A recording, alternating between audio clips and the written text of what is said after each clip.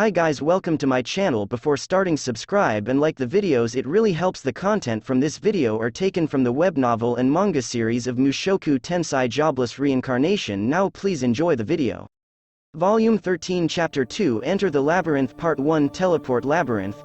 If you were to just take a glimpse, it appears to be nothing but a cave. There's no special feeling. It's just a hole opened up in just a cliff. There are many spider monsters in its vicinity, and many monsters trap those spiders' webs, just that. Even if you were to see a photo, I'm sure no special feelings of any kind would come up. However, if you go there yourself, it's different. From there you can almost intuitively feel that it's a labyrinth. Something eerie. However, I also felt something that was stimulating my curiosity. I wonder if all labyrinths have this kind of atmosphere. Well then, Rudy. We're going just as we arranged, is that fine? Understood. Paul patted my shoulder and nodded. We took the formation we arranged the other day and entered the labyrinth. It's my first labyrinth, but I'm not really all that excited. It's just the pressure of trying not to make a mistake. Husband, the fortunes of war be with you. Everyone, please take care. Lilia, Vera, and Shira were returning to the city from here using horses. During the time when a large clan conquers a labyrinth, they create a support camp at the entrance of the labyrinth as well.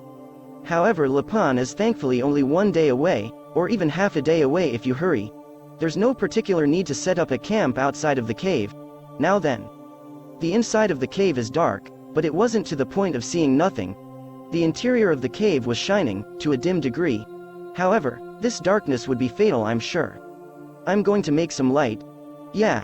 Soon after entering, I used the spirit scroll I got from Nanahoshi. The bright light spirits flew up and started to circle around above us. Geese invoked the same scroll as I used. Since his role is that of the scout, he needs a different light source from us. We tested it out yesterday. The scroll can be used by even Paul and Geese. Naturally, since it lasts longer with more magic power, it's still best if I use it, but it seems the consumed magic power is almost nothing. With this, we were delighted at not having to carry along a torch. If this was to spread, torches might disappear from the market. Paul, your son sure brought along a lot of useful things. Well, yeah. He's the son I'm proud of after all. Part 2 First floor. We start walking through a cave like an ant's nest.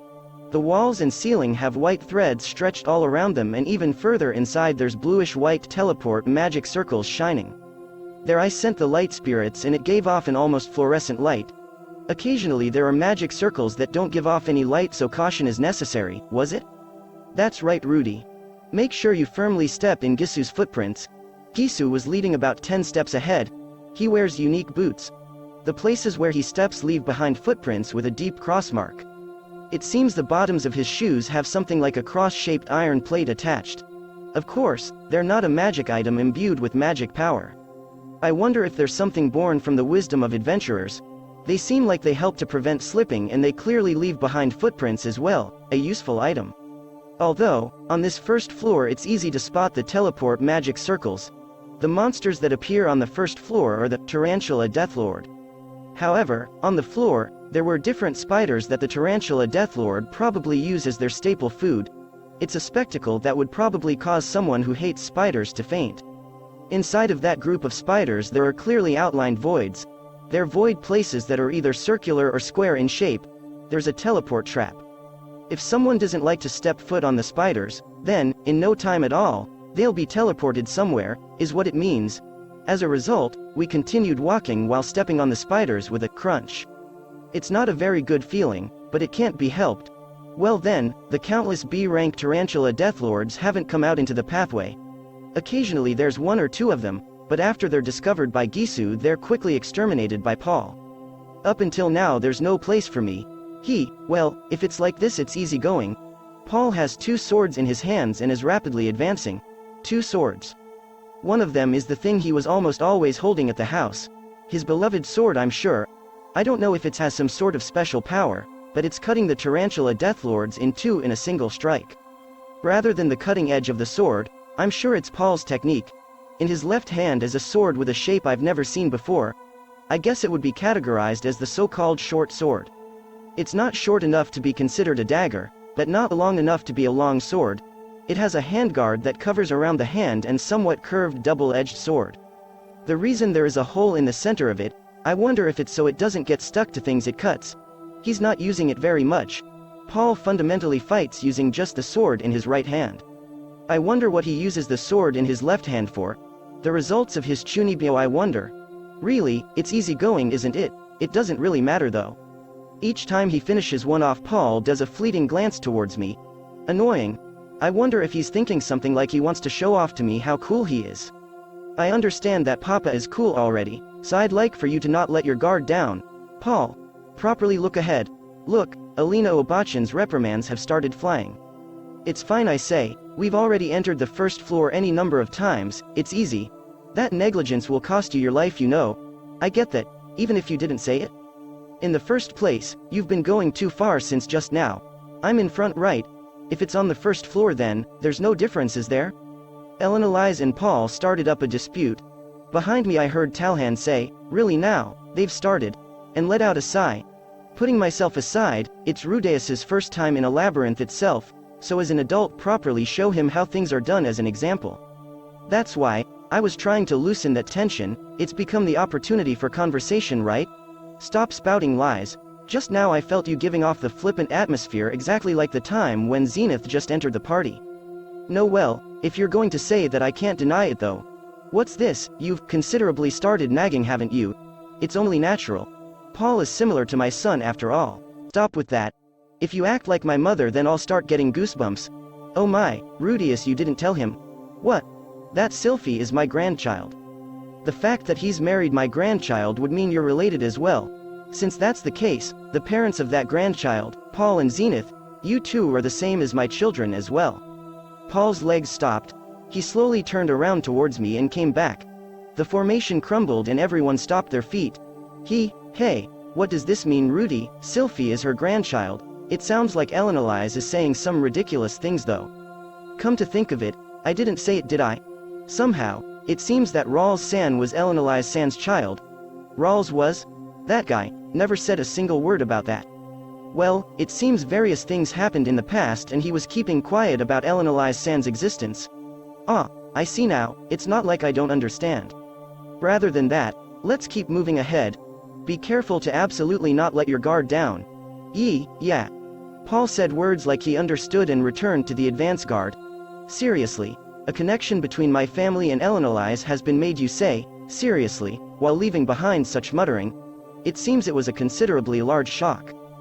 Part 3. The first floor was easy. Just as Paul said, he must have come down a number of times already. With breaks in between, we continue down the passage and end up breaking through a large room with tarantula deathlords crowding about in it.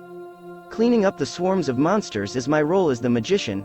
However, before we entered the first large room, Talhan gave me several pieces of advice. Listen well. Don't use fire. Why? If you use fire, then poison will fill the room. It's especially necessary to be cautious on the deeper floors. It can't be cured using detoxification. It can't be cured by poison. He's probably referring to carbon monoxide poisoning. If you use fire in a closed-off space, the oxygen will be consumed and your consciousness will eventually get hazy. This is the same, even with fire magic. After that, attacking the ceiling is forbidden, as well. You understand the reason, right? It's because the cave might collapse, right? That's right. That's why, it's better not to use water much either. Use ice as much as possible. Understood? If you were to use a large amount of water, the ground would become loose. Well, some water should be fine, I'm sure. There's earth magic, as well. Even though I say that, if while using earth magic you unknowingly start using the earth from base supports inside the cave, it could be a problem. If you take out the support for the interior of the cave, it's possible it might lead to a cave-in. Then, I'm sure ice is the safest. The safe choice is to go with what has been suggested. For that reason, I went with the choice of advanced water magic, Blizzard Storm. It's magic that rains a large amount of ice spears. In order for Paul and the others to not get caught up in it, I start cleaning up the ones around the crowd center. Oh, as expected of Roxy's disciple, the magic you use is the same. I heard Talhan's murmur from behind. It seems Roxy used Blizzard Storm as well. That makes me a bit happy. Moreover, Chantless, I can understand why you're Roxy's proud disciple. While triumphantly listening to Talhan's words, the spiders were annihilated. We advance ahead. After clearing through the spider nest, we step on the teleport magic circle inside. Walking through the passage, aiming for yet another spider nest. We know where all of the magic circles on the first floor lead to, but it was for the sake of confirming the book's credibility. Two-way teleportation. Shape, color, characteristics. We continued forward while checking these off, to make sure everything matches. It was roughly 1 hour between arriving at each magic circle. Since we repeated that 5 times, in terms of time, it would be about 5 hours, I estimate. In the final room, there was a magic circle that had a stronger hue of blue and was somewhat larger than the others. The deeper blue-colored magic circle was the magic circle that leads to the next floor. The final room on the first floor was full of spider nests. There, 2 magic circles were lined up. They're magic circles with a similar shape. If it was someone who doesn't know anything, I'm sure they wouldn't know which is the real thing. Nearby, on the side of one of the magic circles, a large circle mark was carved into the stone. This is something that Geese left the last time as a marker for the correct one. After confirming that there were no mistakes within the book, we stepped onto the magic circle. The second floor. That's it guys, thank you for watching. Subscribe if you want more and don't forget to like the videos.